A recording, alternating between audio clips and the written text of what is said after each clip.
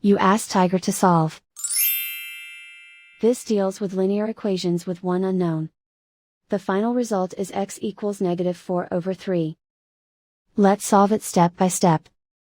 Simplify the expression. Expand the parentheses. Multiply the coefficients. Simplify the arithmetic. Expand the parentheses. Group like terms. Simplify the arithmetic. Group all x terms on the left side of the equation.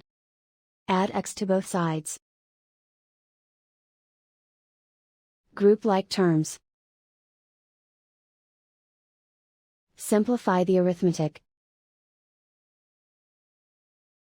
Group like terms. Simplify the arithmetic.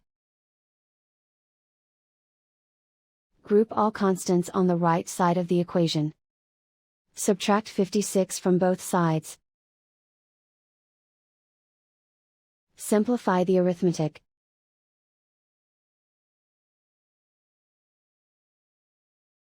Isolate the x.